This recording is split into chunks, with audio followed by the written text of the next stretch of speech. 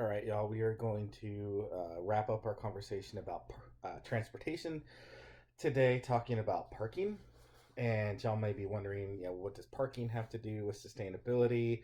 How is it an issue? But it's actually an enormous challenge for communities in terms of sustainability across the spectrum. From an environmental perspective, parking lots take up a lot of land.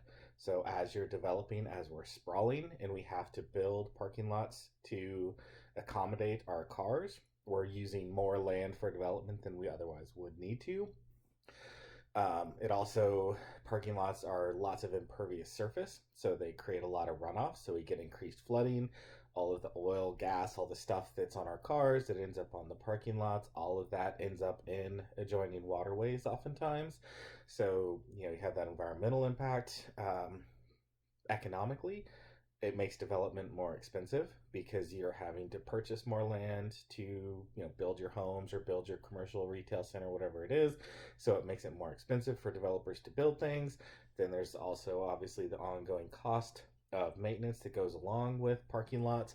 So economically, they can be an enormous challenge. They can also hinder redevelopment, as we'll talk about, in areas because our standards require certain levels of parking, and if you can't meet those parking standards, there's not enough land available, then you can't redevelop declining areas. And finally, from a social perspective, parking again makes housing more expensive, as you're having to build or acquire more land when you build apartments and other forms of housing to excuse me, to provide for the needed parking. So all of these reasons are why it's important to discuss parking when we're thinking about environmental sustainability, in addition to just the negative impact that parking can have on our communities. If we're talking about trying to develop walkability, making areas more friendly and more attractive for pedestrians, parking lots are basically just dead zones. If you have pedestrian areas that go along parking lots, they're less appealing, they're less attractive for people that want to walk. And so if you're trying to set up an area or design an area to accommodate pedestrians, if they have to walk by a bunch of parking lots to get around, they're going to be less likely to walk and more likely to just get in their car, drive to their next destination.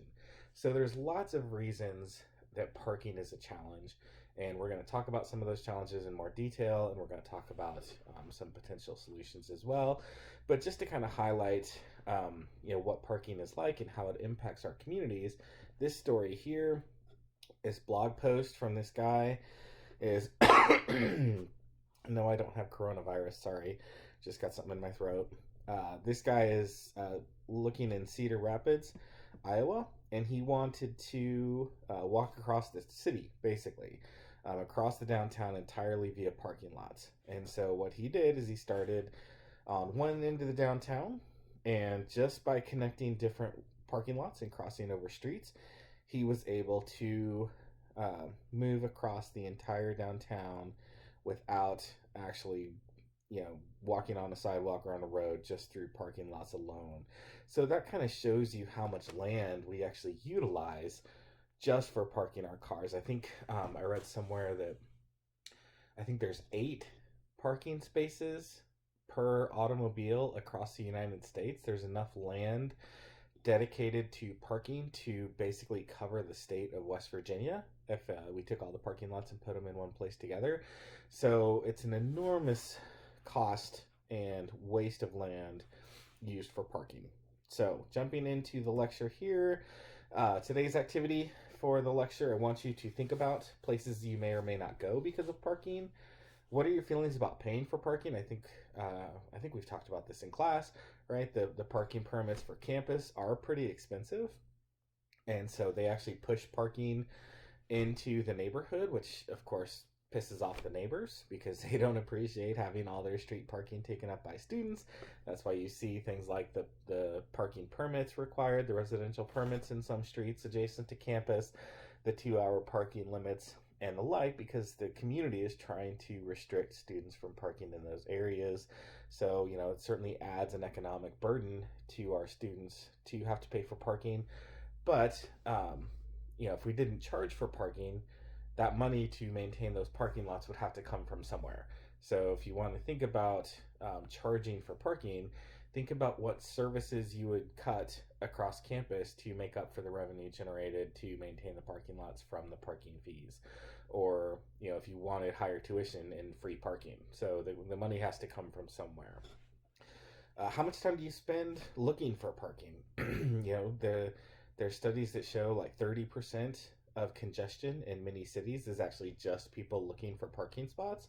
So it adds to congestion. It reduces efficiency of the transportation system as people are, driving around looking for spots.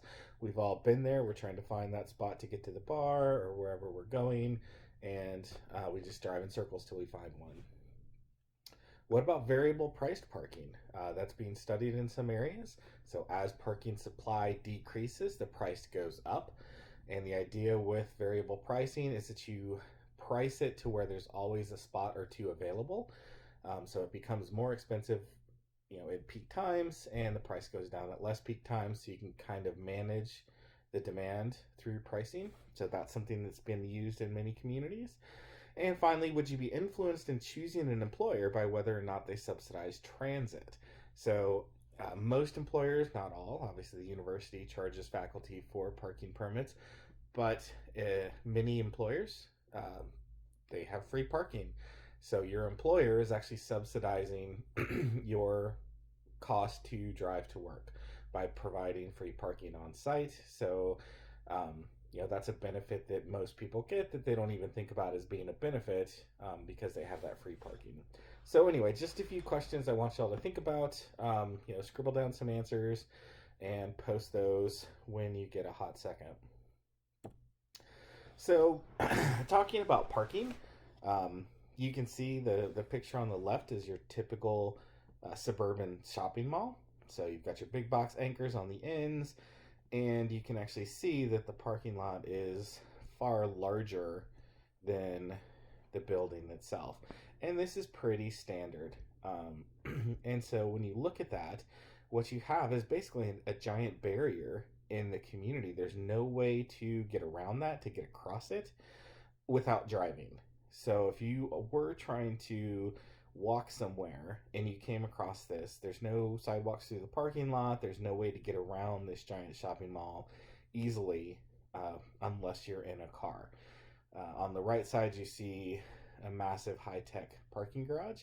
That's an example of automation in parking, to where the cars are basically parked by machine, and it almost works like a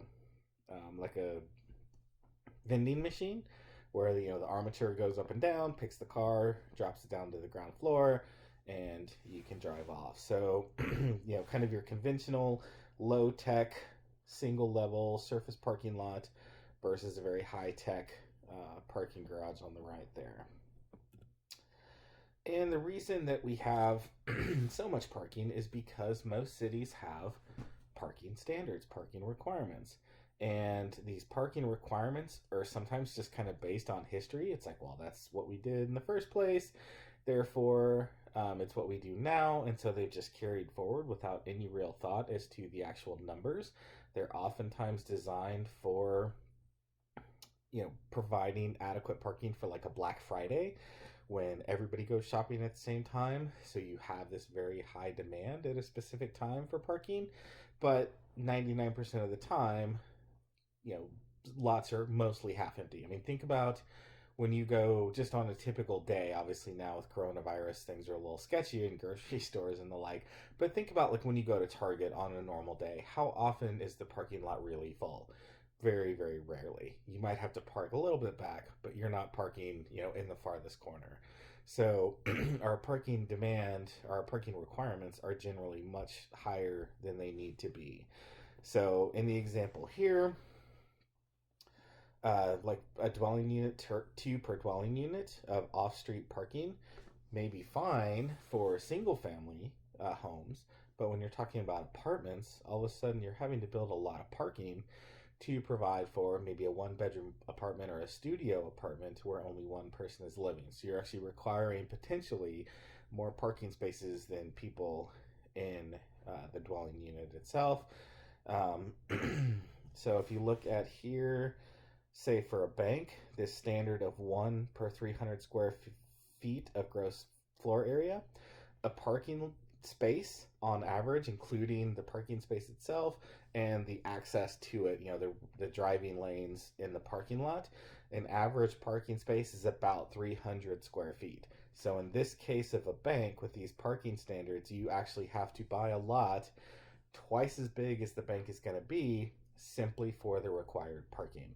And so, that's where we start getting into this economic cost of parking, because you have to buy much more land for a particular use because of that required parking. And then that land can't be used for something more productive. It can't be housing, it can't be another business. It's a parking lot for the bank, right? So it's a waste. It's, not land that can be providing revenue or providing some service to the community. It's just parking for that bank. So for a bowling alley, 4 per alley. I guess that assumes that nobody carpools to the bowling alley. You and all your friends drive yourselves to the bowling alley. A church, 1 per 3 seats. So people apparently do drive to church together. For a nightclub, 1 per 3 seats. So if you're going to the bar, they expect you to take people with you, which is actually kind of nice, right? We don't want people drinking and driving. But again, we require parking for our bars. So we're actually forcing bar owners to provide parking even as we're trying to combat drunk driving, right? So if we built places where people didn't have to drive so much, we could reduce drunk driving as well.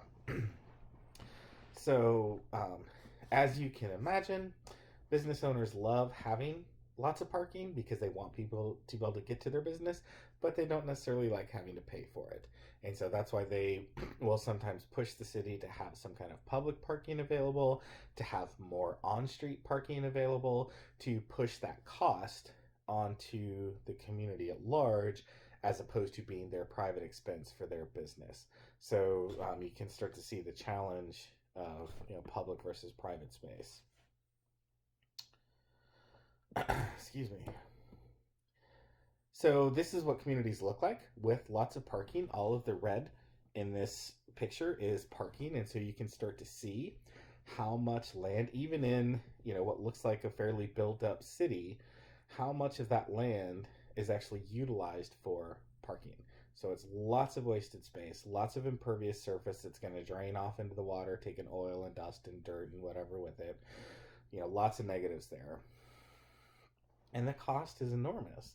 So a surface lot can cost anywhere from $5,000 to $10,000 per space, kind of on the low end of the spectrum, right?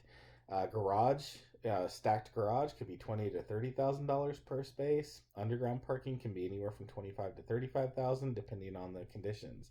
So that's a lot of money that developers have to invest in providing parking. And so if you're looking at trying to redevelop areas, that economic demand of parking can make it really difficult to pencil out the numbers and make the financing work for that project. In terms of residential costs, the parking requirements in Seattle can add $10,000 to $14,000 per residential unit. There's estimates or studies that show parking requirements reduce the number of units by 13% in Los Angeles. And so, when we talk about housing affordability, that matters, right? If you reduce supply 13%, that's automatically increasing price. If you're adding just straight up $10,000 to $14,000 per unit, that's additional cost, making it that much more difficult for people to afford homes. Or if you're asking, if it's a rental property, you have to put that into the rent that you're charging for those apartments, right? For the parking spaces. And if you're really interested in parking, which I'm sure all of you are, Donald Shoup is the world's expert on parking. And he actually has this giant book called The High Cost of Free Parking, which I have a copy of for anybody that might be interested. And this is where this data came from. So just to kind of support the numbers that I talked about in terms of the cost that's added to dwelling units and the reduction in the number of dwelling units required by parking. So if you want to geek out on this stuff, it's available to you and worth checking out. So back to our lecture here. All right, so we talked about the increased cost of development, and we've talked about the limited redevelopment because there's no way to include required parking. So, like in the example here on the left, trying to put in a movie theater into a downtown, like the one we have here in River Falls, wouldn't be possible with your typical parking requirements of, one parking space per 3 seats or whatever it might be. To find that much land in, say, downtown River Falls would mean basically taking out a block of buildings, right? You'd need a parking lot as big or bigger than the one for Family Fresh, right? Which just makes it impossible to put in new development with those kinds of standards. And um, downtowns need to balance parking availability with walkable streets and aesthetics. So you do certainly have to have parking available. People are going to drive, they're going to want to take their cars to destinations, but you want to design your downtowns, in particular your pedestrian spaces, to accommodate that parking. So here in River Falls, you'll notice we have plenty of on-street parking. It's free in downtown, so there's parking, across both sides of Main Street and down the median.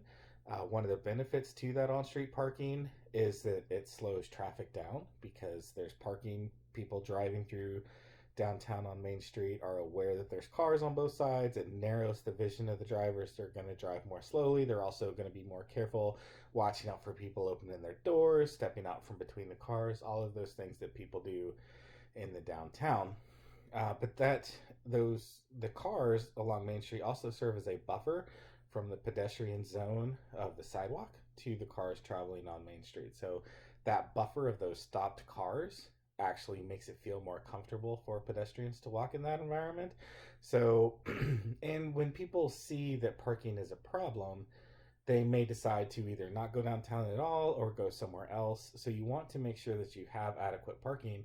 And if you're going to provide parking off-site, right? So like if from downtown, say there's actually a public parking lot on 2nd Street, a block off of Main, but because there's no signage to it, there's no it's hard to walk to actually if you try to walk to that public parking lot. I think it's across the street from the fire department, if I remember correctly. There's no signage. It's not really an attractive walk because you're walking by just the fire department and police station. It's not a very attractive building. It's not very welcoming. So if you want to improve walkability and add parking kind of off site like that, you need to make it aesthetically pleasing to make that walk pleasant, and you need to have signage to get people to know where it is so they can park there. So, like the picture here is actually an alleyway in San Marcos, Texas. And you can see they've put a mural, they've got these nice lights, so it's become kind of a welcoming, attractive place. They call this the Kissing Alley, actually, to connect into their downtown and making it attractive for pedestrians so they can park off site and have a safe and welcoming walk into downtown. So some of the environmental issues that go along with parking, obviously, the impervious surfaces increase runoff, increase stormwater drainage, increase flooding downstream. You can see all the oil and gunk that comes off of most parking lots because a lot of our cars leak oil and other fluids, which is bad. The impervious surface also leads to drainage issues. So this is the part.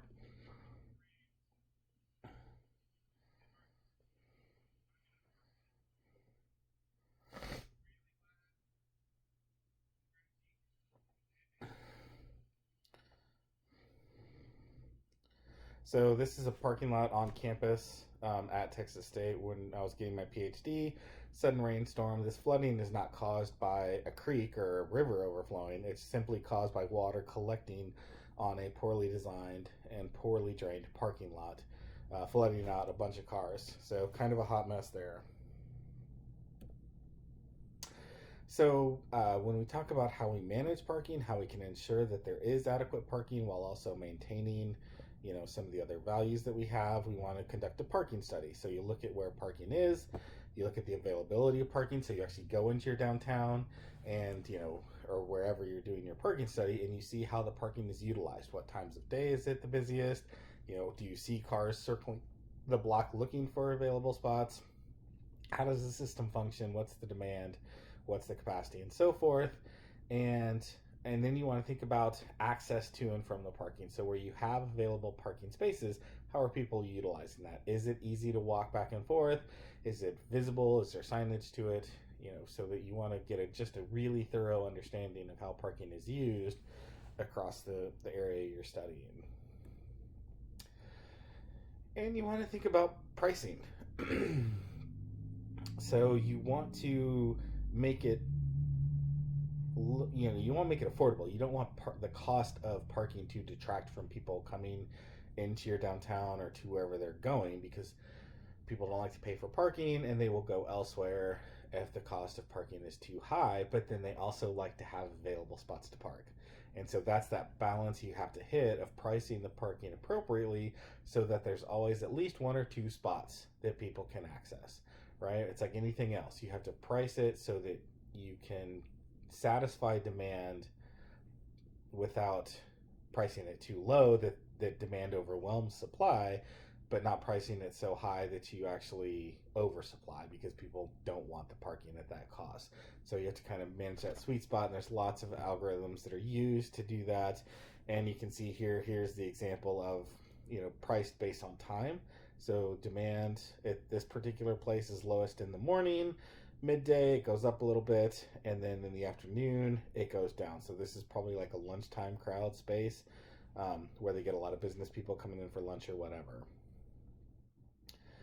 So you also want to think about this idea of shared parking.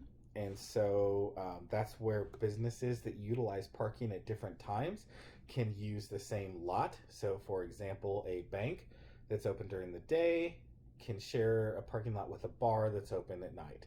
So you have traffic using the space during the day going to the bank, and then as the bank shuts down at 5 o'clock and the bar opens up, they can use that same parking lot. So you're maintaining available parking, but you're reducing the overall parking needed, because you don't have a parking lot for the bank that's empty at night and a parking lot for the bar that's empty during the day, right? So you're using that parking more efficiently, more effectively. So certainly a benefit, and something more and more communities are recognizing the value of and making a policy.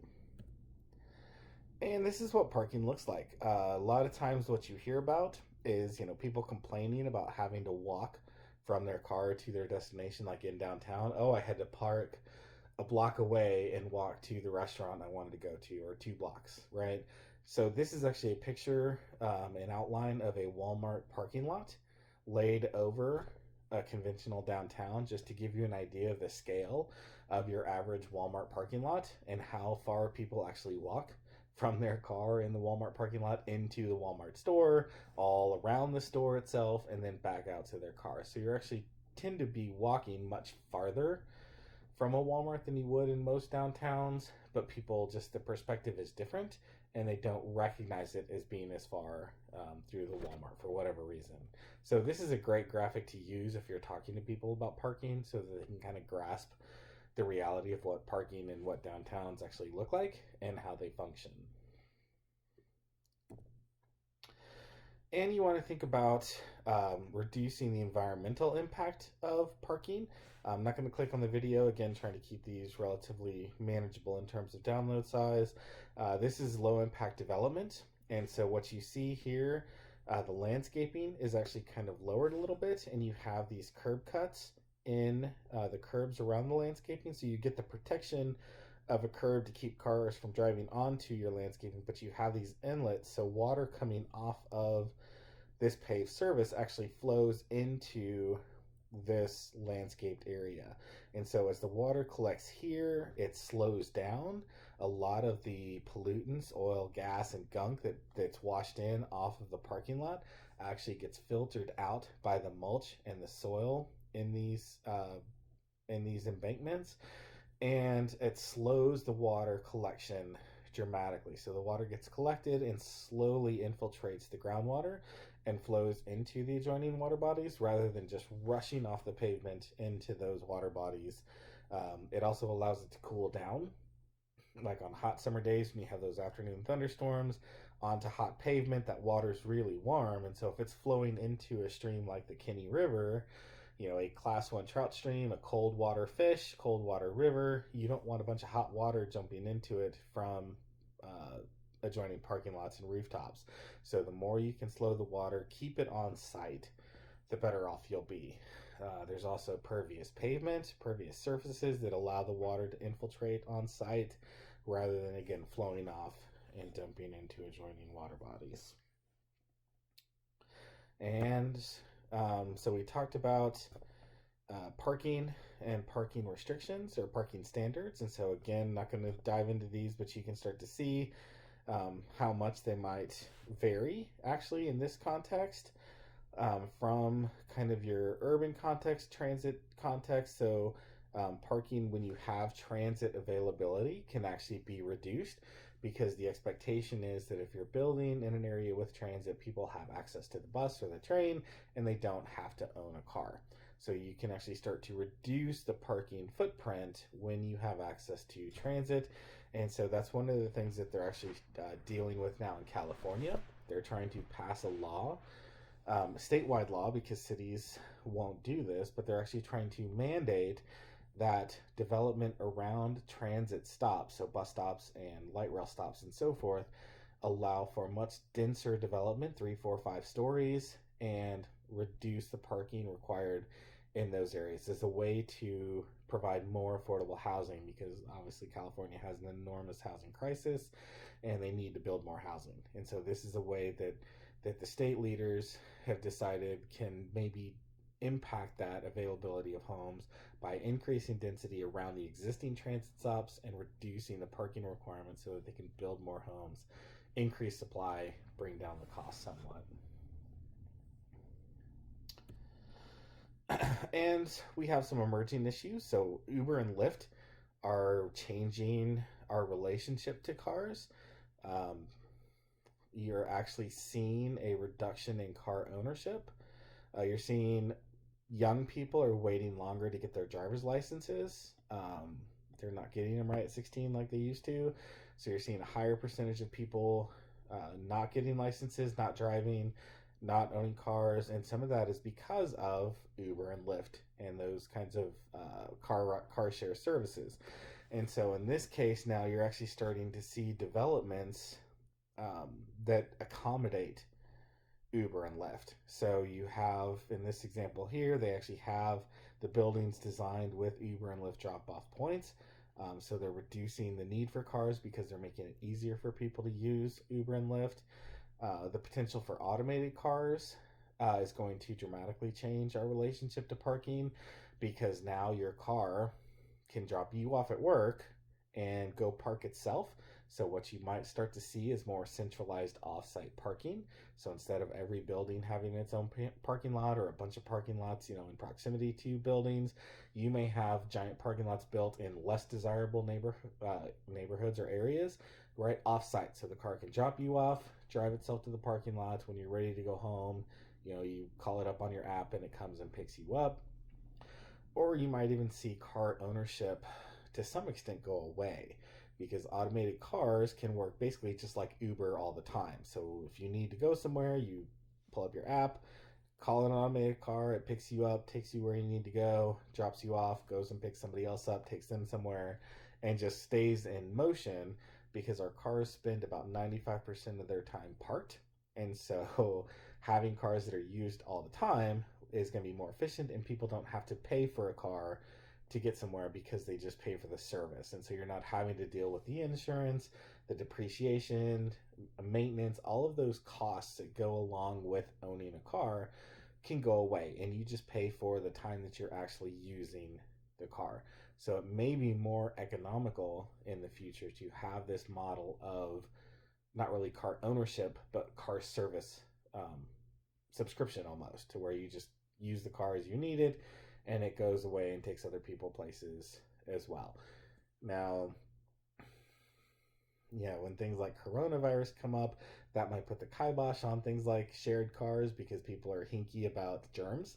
And obviously, you don't know if the person that was in that car before you had Ebola or coronavirus or whatever. And so this idea of always sharing cars could be, unappealing. It may not actually pan out that way. but it seems to be some transition into that direction in terms of not owning cars like we used to. Who knows? 5-10 years from now, it could all be different. But those are some issues that are arising that will influence how we relate to cars and how we use cars for sure, and that's going to have an enormous impact on parking, because again, if we don't have to have our cars close to us because they can drive themselves, parking will become less of a priority, and we can densify our cities, add more on those parking lots, um, and build the parking farther out where people aren't. We'll see how that goes. And increasing access for cyclists. We talked about that in the last lecture, so I won't dwell on it too much here. But making cycling more attractive, more appealing, safer, is going to help reduce our automobile dependence, reduce the need for parking, because you can put a lot more bikes into a space than you can cars. And that's what I got. So that's it for now. I hope y'all are doing great, and I will talk to you soon. Take care.